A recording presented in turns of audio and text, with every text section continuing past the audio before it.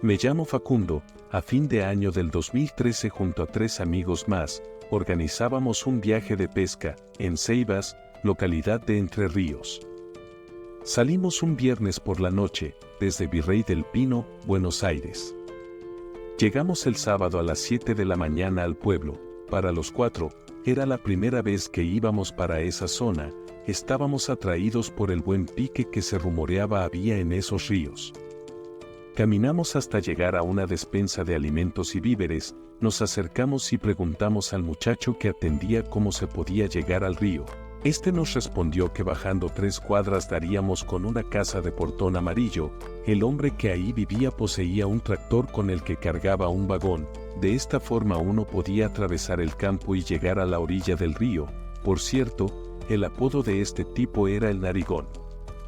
Llegábamos al inmueble indicado. Luego de golpear varias veces las palmas, salió el mentado sujeto con la típica vestimenta de hombre de campo, alpargatas, boina, bombacha de gaucho, etc. La verdad que su apodo le hacía justicia, por su prominente nariz. Él nos explicó que el viaje salía 200 pesos por cabeza, nos dejaría y nos pasaría a buscar al día siguiente cuando estuviera cayendo la noche. Acto seguido se subió a su auto y nos pidió que lo siguiéramos con nuestro vehículo. Llegamos hasta un campo privado, de su propiedad, en donde estaba el tractor y el vagón, estacionamos el coche en el lugar. Salimos a las 8 de la mañana, el viaje hasta el río duró 3 horas, atravesar el campo fue definitivamente una odisea. En un vehículo que no iba a más de 15 kilómetros por hora, y un calor que rozaba los 40 grados, hicieron muy insoportable el trayecto. Antes de marcharse el Narigón, fue terminante con sus palabras: mañana a las 20 paso por ustedes, tengan todas sus cosas listas así no perdemos tiempo. El lugar era puro monte, estábamos en completa soledad, a muchos kilómetros del pueblo, por donde se mirara, todo era campo. Hicimos el campamento cerca de la ribera del río y comenzamos a pescar. Las horas se pasaron, volaban mientras pescábamos, caída la noche nos acostamos a dormir en las carpas. A las 3 de la madrugada me despierto por escuchar el típico sonido que hacen los caballos, traté de restarle importancia, pero me asusté bastante al escuchar un grito de un hombre que nos decía: arriba muchachos. Salimos rápidamente y vemos a varios gendarmes montados en caballos apuntándonos con linternas y sus armas. Uno de los centinelas se acercó a nosotros y nos preguntó: ¿qué hacen acá? Estamos pescando. ¿Ustedes conocen a Hugo Flores? No. ¿Cómo llegaron hasta acá? Nos trajo un hombre que le dicen el Narigón. El Narigón es Hugo Flores, él se quedó con ustedes. No, nos dejó acá y se fue rápido, solo nos dijo que mañana a las 8 de la tarde nos iba a pasar a buscar.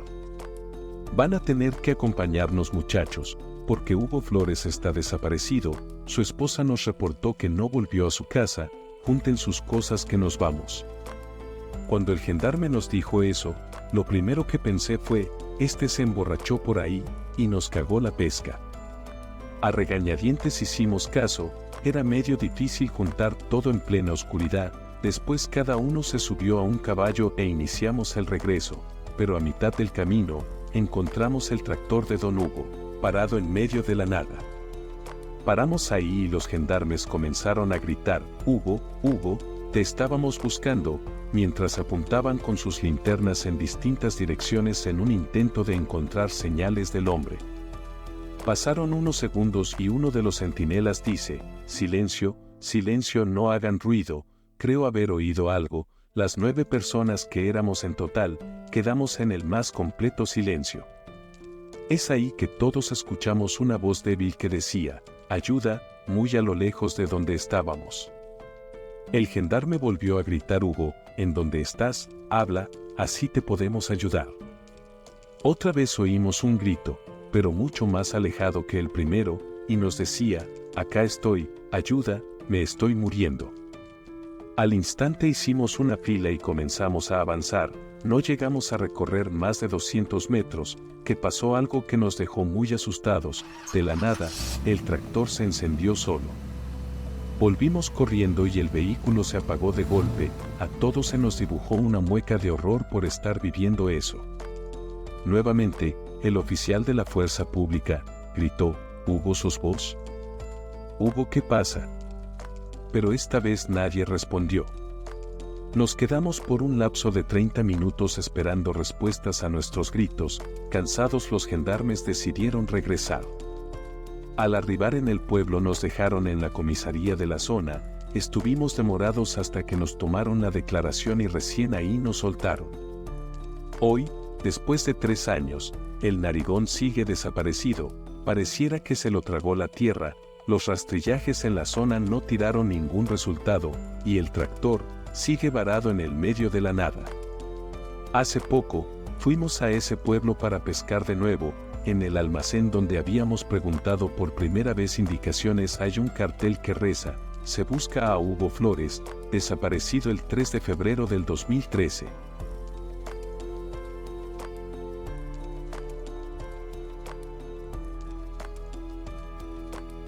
Hola, tengo un relato personal que deseo compartir con ustedes. Yo soy de la provincia de Santiago del Estero. Cuando tenía 10 años me tocó pasar lo que les voy a contar. Sobre la misma cuadra de mi casa, viven 2 hermanos, muy amigos míos, Benjamín y Matías. Con el primero tenemos la misma edad, con respecto al segundo es un año menor. En época de verano, me invitan a pasar un fin de semana en la casa de campo de unos familiares suyos. De buena gana acepté, y al trío se sumó otro niño, de nombre Rubén. Los 4 partimos junto a la familia de Benja y Matí. El lugar era una zona desolada, puro campo a cualquier lado que se viera.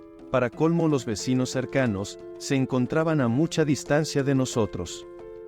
Nosotros le restamos importancia, ya que las ansias de aventura podían más que estos prejuicios. Apenas llegamos al campo y ya acomodados en la casa, salimos a palomear, o sea a cazar aves, con el rifle de aire comprimido que llevamos. Por la emoción del momento, nos adentramos al monte sin percatarnos que nos habíamos alejado bastante de los adultos. Para colmo, nos topamos con un chancho del monte, negro y de muy mal carácter, que nos comenzó a perseguir. Gracias a Dios, dimos con una tranquera y así pudimos evitar que nos embistiera. Estos bichos son bastante jodidos. Por suerte encontramos el camino de regreso y al entrar a la casa, un tío de mis amigos nos salió al paso. Muy enojado nos reta diciendo que no deberíamos alejarnos del lugar, que era peligroso andar solos.